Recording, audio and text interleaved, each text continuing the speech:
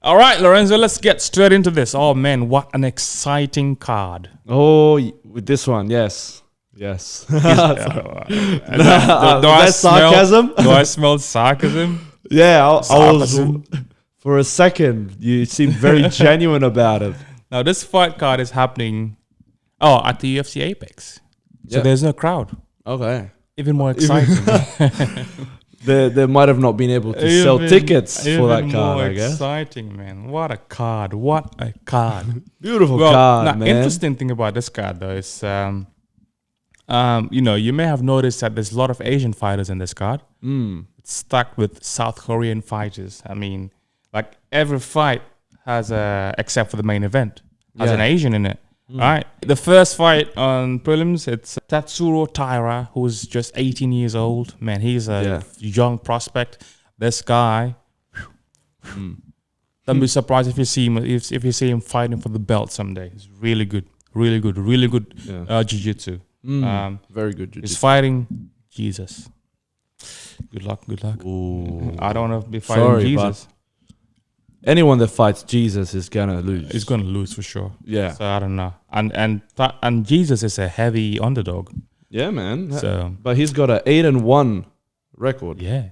So he's a heavy underdog. And he's Jesus. I'm actually just guessing that he's a heavy underdog. I don't even know. I should probably check. Let's see. Let's look at the odds. Anyone who bet against Jesus is going to hell now. Not only are you losing money because he's going to win, but you're also going to hell. There's like a special place in hell for you. So good luck. Good luck, people. Yeah, like I thought. Yeah, I like that Tatsuro. Jesus Tahira. is a heavy.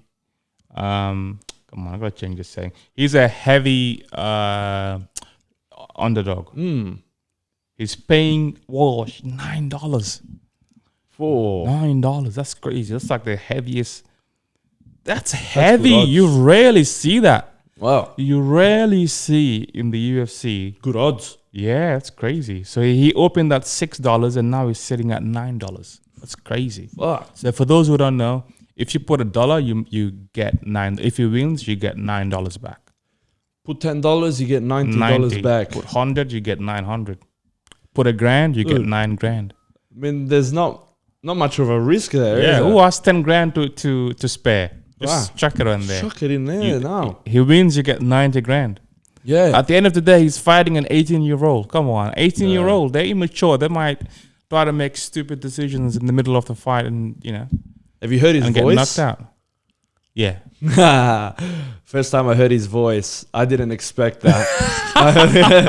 Yeah, I heard his voice. Yeah, because he looks. You can tell he's very short. Yeah. He's one of the shortest people I've seen in the UFC. Yeah. But the way he fights it's exactly the way that you would imagine someone short like that would fight. Yeah. Just very fast twitch and quick. Yeah. And just once he's on top of you, he's just all over you like a little snake, just really slithering. Good. Really good on the ground. And then you hear him talk, and he's like one of those anime characters in like Dragon Ball, like. Oh, okay. I mean, since we're so in depth into this fight, we may as well just talk about the fight now. So I'm looking at my notes. Tatsuro Taira, excellent jiu-jitsu, excellent submissions. He's really good. That's his forte, the ground. He's really good there.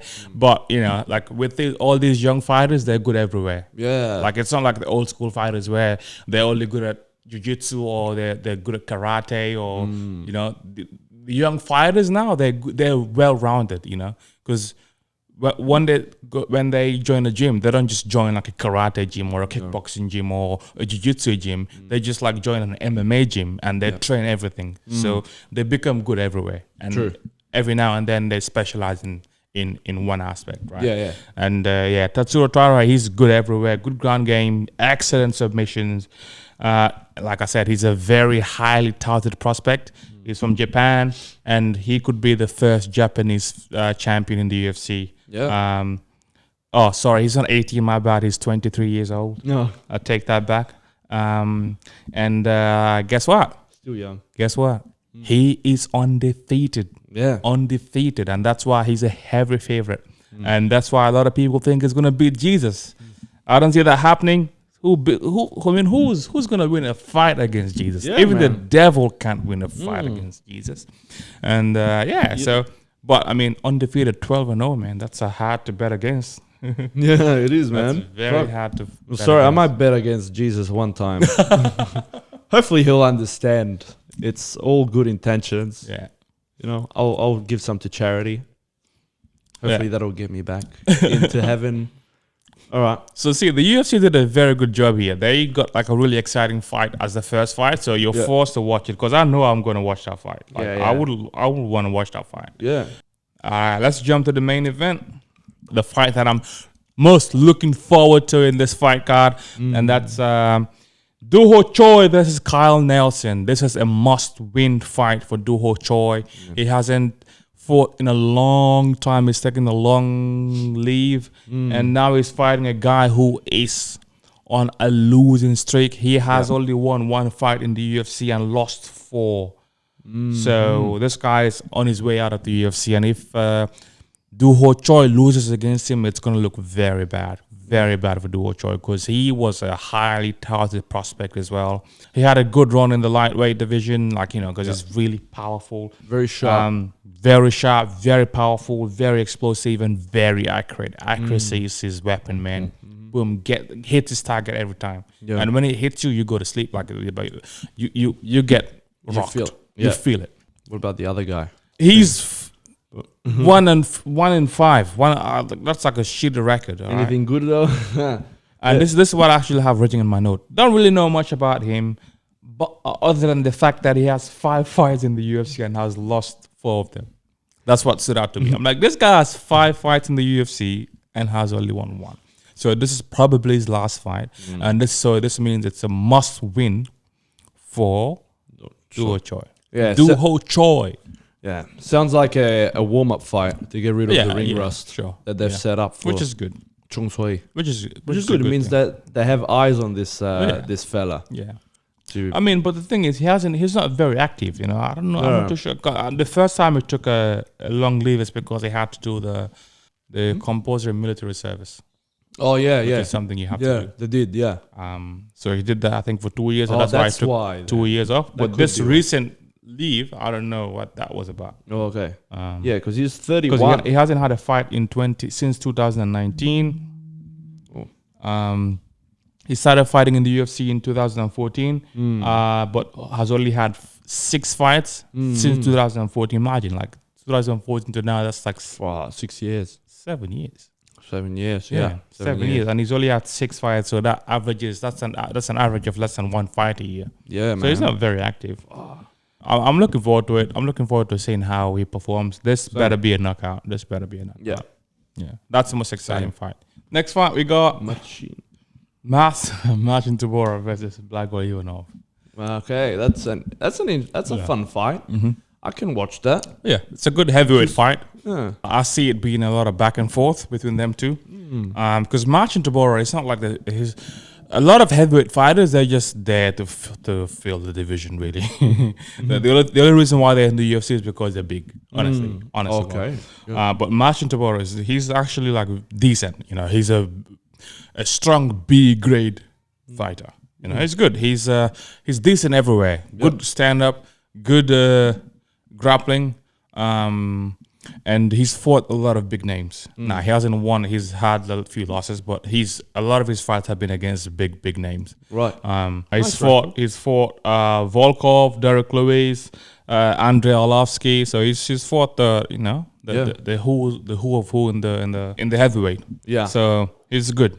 And Blago Ivanov, same thing. This guy is tough. Like one thing that stands out for him is the fact that he's tough. That's the main thing about him. Yeah. He's powerful because he's heavyweight. Yeah. And he's also good on the ground.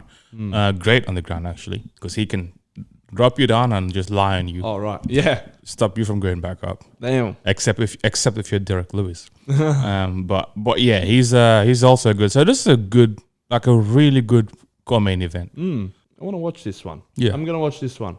The rest, I'm not gonna watch. You're not gonna watch Derrick Lewis, the main event. Yeah, I am. This one and the main fight, I'll tune in for that one. Yeah, and Duho Choi as well, man. Yeah. That Ivanov guy, He's got one of the most. I think he's got some autism, from what I've heard. I mean, I would not be surprised the way he looks. Yeah, the way he acts during the weigh-ins and everything. Yeah, he looks like he's got some. He's on the spectrum. Yeah, I wouldn't be surprised. Yeah. Which that would be cool, man. That would be cool. I don't think there's many UFC fighter. Yeah. I'm voting for him to win, not because of the autism bit, but because from what you said, the takedown and lying on top of them to not letting them get up. That is a good game plan, especially for a heavyweight. I thought we were not a fan of. This is like I'm talking about the whole MMA community, by the way, not just us here. I thought we were not a fan of grappling, the boring grapplers, crotch sniffers. The crotch sniffers. That's true. And apparently, so this guy's tough. So apparently, he was stabbed in the heart. Exactly, I've heard that. That's who gets a knife in the heart and survives? Man. You gotta be tough. You gotta be tough. So for a fight card like this, this is a good fight. Oh hell yeah, a good fight. Ivanov, I got you, baby. And then the main event, we got Derrick the Beast Lewis versus Spivak. What's your take on it? Have you seen that picture of Derrick Lewis? Yeah, how he lost weight. Yeah, and he looks so much skinnier. I haven't seen him do any interviews or anything like that. Since that picture got released. Yeah. So I don't know what kind of Derrick Lewis we're gonna see for this fight. But I'm very interested in seeing it. Right. For him to look, because I know from watching him and watching interviews and watching him talk about how he works out, I know he hates cardio and he hates running. And for him to have to, because he has back problems, Yeah. And for him to lose that much weight, he's onto something, man. He's maybe he really wants that belt. Yeah, he's seen an opportunity to get that belt, and with Francis not in the UFC anymore, and a lot of these like top heavyweights are sort of retiring. Maybe he thinks he has a good chance of winning that belt. Yeah, we don't know. So I'm really curious to see what sort of Derrick Lewis we're gonna see. He's sort of been going on a downhill lately. His loss against Taito Ivasa, I think that was a big loss for him. Yeah, and Sergey. So he lost to Sergey he lost to Taito Ivasa and lost to Sergey as well. He's been on a few losing, losing streak. Yeah. I'm really excited to see what sort of Derrick Lewis we're gonna see. I mean, we don't have to talk about what he has. Obviously, everyone knows who Derrick Lewis is. He's powerful. He's a beast. We don't have to say, But I'm just curious. I'm just very interested to seeing what kind of Derrick Lewis we're going to see. Is it a tamed beast? Is it a beastie beast? Is it Derrick the Beast? How's the extra weight that he took off? Going to affect him? Yeah. He could be a lot faster and a lot more agile now because he's lighter. Is it going to affect his power? I don't think so. I think he's still going to have his power. His stamina is going to be better. True. So we're going to see a very, very polished Derrick Lewis. It's probably going to be more explosive as well because even with all that weight that he had before, he could still do those, those flick kicks. Yeah, the kicks there. Jump kick. So maybe now when he jumps, if he's not careful, he might just go through the roof. We never know. He might get out the cage. Hop out the cage.